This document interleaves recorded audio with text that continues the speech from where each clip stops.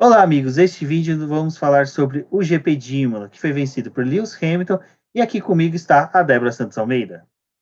Olá, amigos! Sejam bem-vindos a mais esse Boletim Expresso. E hoje a gente vai falar um pouquinho sobre essa corrida. Mas não deixem de conferir o nosso podcast que vai sair nessa madrugada, falando sobre outros pontos dessa prova. Exatamente. E também, outro recadinho, não deixe de se inscrever no canal, dar seu like e comentar o que você está achando aí do Boletim Expresso, esse novo quadro do Boletim do Paddock, que diariamente buscará trazer informações, alguma coisinha que está acontecendo no mundo do automobilismo. Bom, como foi dito, vamos falar, né, sobre o GP de Imola, que foi vencida pelo Lewis Hamilton, mas quem largou na pole, né, Débora, foi Valtteri Bottas, que até que conseguiu ali ditar um ritmo bom no começo da corrida. Exatamente, né, Rubens? Ele conseguiu estabelecer uma diferença ali para o Hamilton e deixou o Hamilton brigar com o Verstappen, né? Então, assim, uma parte da corrida a gente acreditava que realmente a disputa ia ser entre esses dois. Depois, né, como o Verstappen tinha assumido a segunda posição, o carro da Red Bull realmente se provou que estava com um bom ritmo, né? Aquilo que a Mercedes estava temendo ali durante a classificação acabou se concluindo durante a corrida.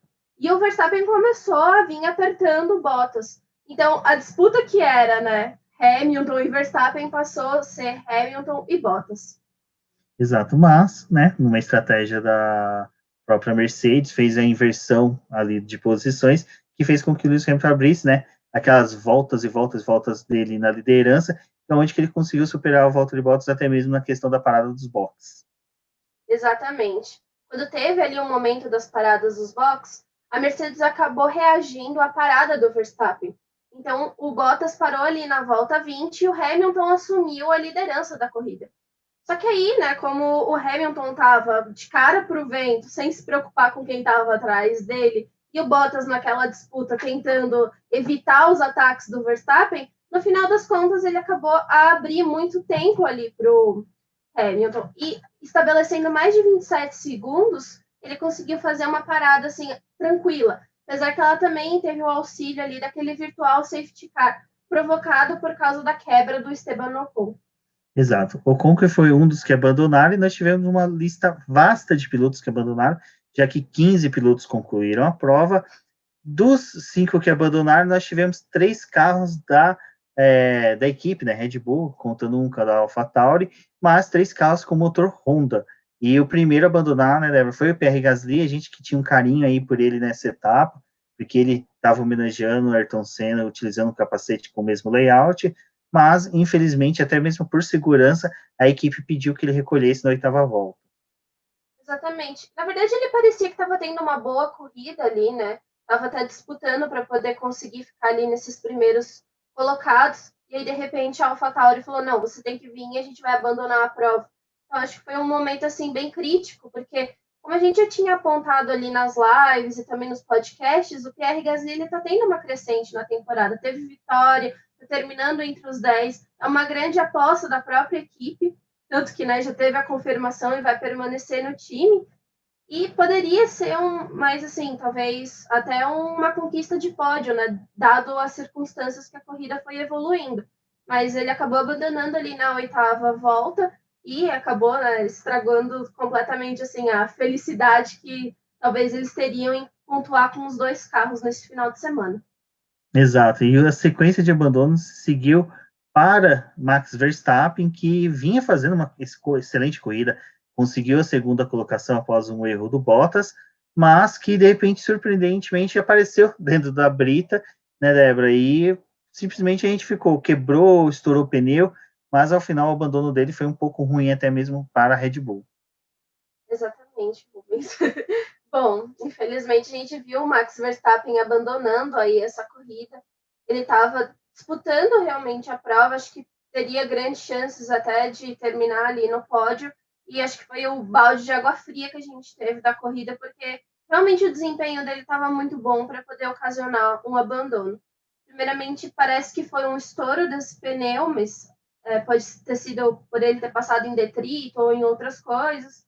Então, assim, foi uma pena para a Red Bull, porque a gente tinha comentado ali no vídeo que a gente fez da classificação que os 4 carros que estão usando o motor da Honda tinham feito uma boa classificação, né? Tinham avançado por Q3.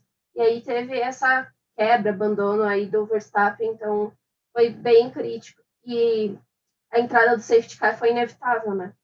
E com a entrada dos safety cars, de repente, do nada, a gente vê um piloto abandonando também.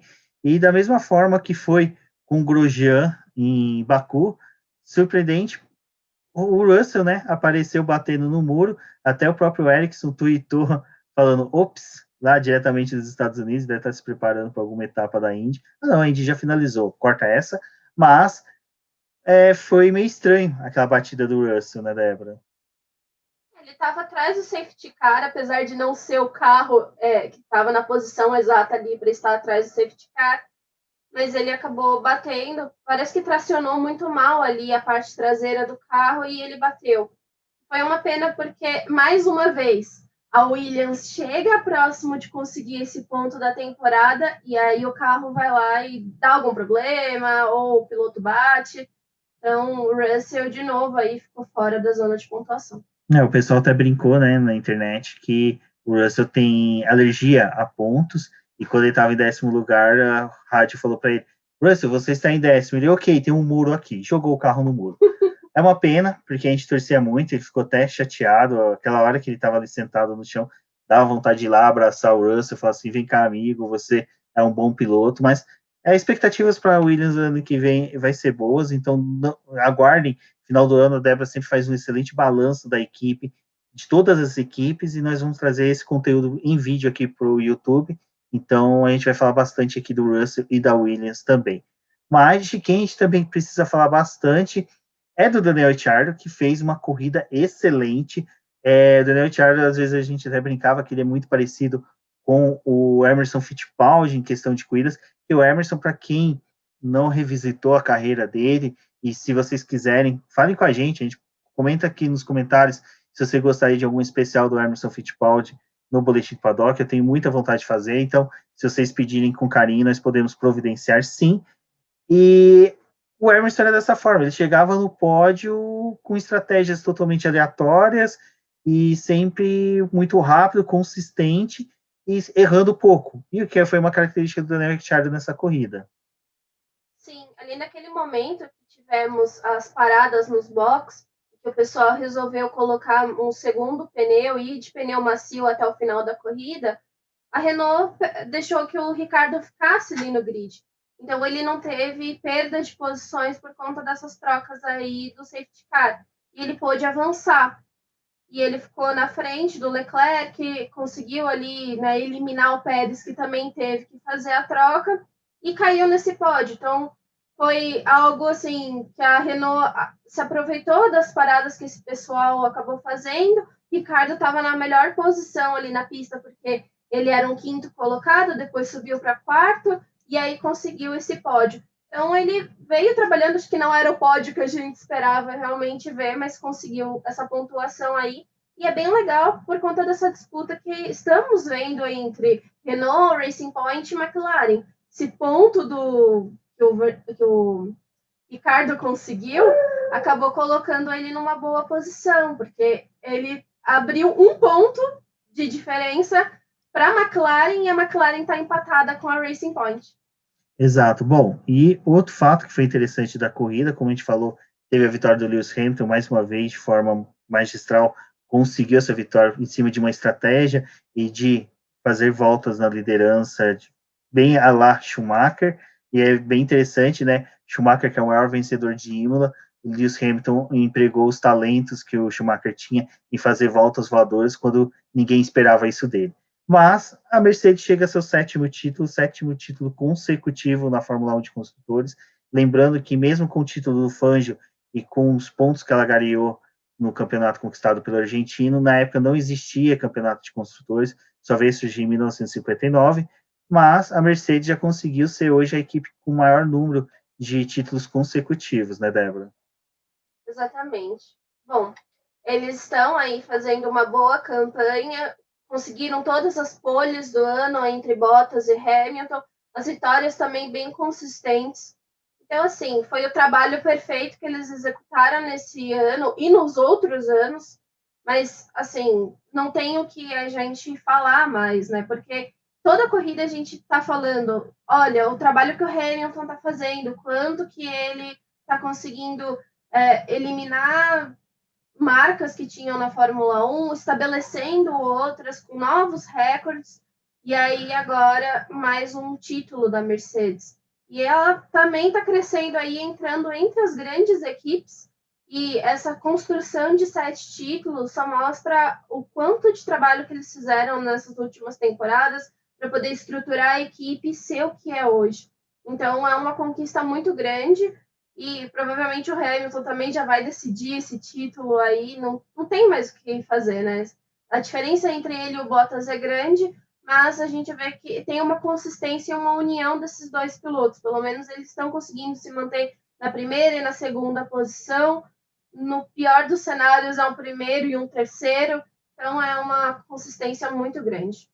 Bom, falando em consistência, nós tivemos Toto Wolff meio que em tom de despedida, mas esse ponto do Toto Wolff está em tom de despedida nas entrevistas e outras coisas que aconteceram na corrida, você confere no BBcast, número 126, que será publicado na madrugada de domingo para segunda, e acompanhe o boletim do Paddock durante a semana. Teremos os textos da Débora com os reviews da corrida, volta a volta, e análise de equipe a equipe. Exatamente, pessoal. Confira nosso trabalho lá no Boletim do Paddock. Passem nas nossas redes sociais, converse com a gente. Eu sou a Débora Almeida, lá no Twitter como The Flowers, e até a próxima.